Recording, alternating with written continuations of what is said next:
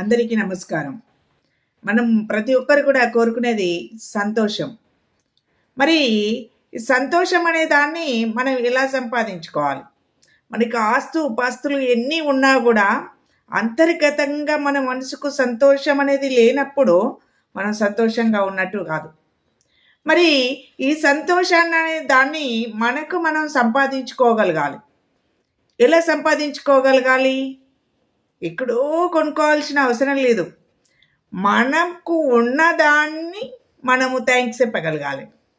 ప్రతి ఒక్కరికి ఏదో గొప్పతనం ఉంటుందండి. ఆ గొప్పతనానికి ఫస్ట్ మీరు థ్యాంక్స్ చెప్పుకోండి. నేను ఈ పని చేయగలుగుతున్నా, ఇది నేను చేయగలుగుతా, ఇందులో నేను ప్రావీణ్యము నా అనుకోండి. సంతోషము మీ సొంత సంతోషమే, ఎక్కడో కావాలని లేదు. ఇక సంతోషము, మనకున్న సంతోషం దిగజారకుండా ఉండాలంటే ఇతరులతో పోల్చుకోవద్దు. ఎవరి దారి వారిది, ఎవరి విధానం వారిది. వారితో పోల్చుకున్నప్పుడు నీకున్న దాన్ని నువ్వు కించపరుచుకున్నట్టే కదా. కాదు, ఎప్పుడు కూడా మనకున్న దాన్ని మనము థ్యాంక్స్ చెప్పగలిగినట్టే ఉంటే మనం సంతోషాన్ని వెతుకున్నట్టే. ఇంకా సంతోషం అంటే చిన్న చిన్న సంతోషాలు ఉంటాయి. ఒక్కోసారి ఒక కూర మంచి కుదిరింది అనుకోండి, మంచిగా అనిపిస్తుంది, సంతోషమే. కాఫీ బాగుంది అనుకోండి, సంతోషమే. ఈ చిన్న చిన్న సంతోషాలని మనము విడిచిపెట్టకూడదు. సంతోషం కలుగుతుంది. ఇంకా మాట్లాడే వాళ్ళు ఉంటారు మనతో, మంచిగా మాట్లాడే వాళ్ళు ఉంటారు, చెడ్డగా మన మనసుకు ఇచ్చే వాళ్ళు ఉంటారు. ఆ మనసుకు సంతోషించే వాళ్ళతోటి కనీసం ఒక రోజైనా మాట్లాడండి. ఎవరండి? మీ అమ్మ నాన్నలు.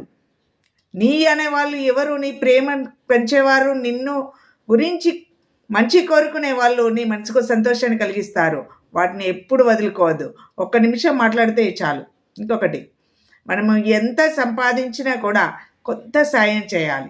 10 రూపాయలు, ఈవెన్ మనం అడుక్కున్న 10 రూపాయలు కూడా 2 రూపాయలు ఇంకోరికి ఇచ్చామనుకోండి, సంతోషాన్ని ఇస్తుంది. ఈ సంతోషాన్ని మాత్రము ఎప్పుడు కూడా పోగొట్టుకోవద్దు. ఇచ్చే మనసు సంతోషాన్ని పెంచే మనసు. మీకొక్కరికే కాదండి సంతోషం, అక్కడ పక్క వాళ్ళకు కూడా ఆ సంతోషం అందుతుంది. ఇంకొకటి, చివరిది, మీకు మీరు కొంత సంతోషాన్ని కేటాయించుకోవాలి. నాకు నేనున్నాను అనే కొంత సంతోషాన్ని కేటాయించుకొని నా గురించి నేను పట్టించుకుంటే సంతోషమే. ఇక్కడో ఏదో కావాలనుకొని పెద్ద పెద్ద సంతోషాలు వెతుకోవాల్సి ఉంది. ఇంకా కొన్ని ఫీలింగ్స్ ఉంటాయి. ఒంటరితనం, వాళ్ళు లేరు, వీళ్ళు లేరు, నేను ఒక్క వాళ్ళనే అయిపోయాను, నేను ఒక్కదాన్ని. అరే, ఒంటరితనం అనేది నిన్ను నువ్వు గుర్తించుకోవడానికి ఒక సదావకాశం అనుకో. లక్ష్య సాధనకు సంతోషాన్ని పెట్టుకో. స్వీయ స్నేహాన్ని అలవాటు చేసుకో. నీకు నువ్వు స్నేహాన్ని అలవాటు చేసుకోవాలి. ఇప్పుడు ఒకసారి చూడండి, మనం ఏదైనా చేస్తే ఎవ్వరు లేనప్పుడు రాత్రి మనం మాట్లాడుకుంటాం. ఏమని? ఇది చేసే తప్పేనా, ఇది నిజమేనా అని నీ మనసు ఎంతో చక్కగా చెప్తుంది. ఒంటితనం ఎక్కడిది?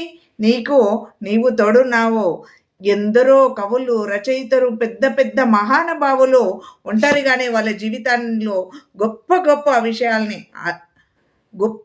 విజయాల్ని అందించారు, విజయాల్ని ఇచ్చారు. కాబట్టి ఒంటరితనం కూడా అవకాశంగా తీసుకోవాలి. ఎప్పుడు కూడా సంతోషాన్ని వెతికే ప్రయత్నం చేస్తే నీలోనే ఉంటుంది, ఎక్కడో లేదు. ఆ సంతోషాన్ని మనమందరం కూడా ఆస్వాదించవచ్చు, ఆహ్వానించవచ్చు. ఆ సంతోషం నాకుందని సంబరపడచ్చు.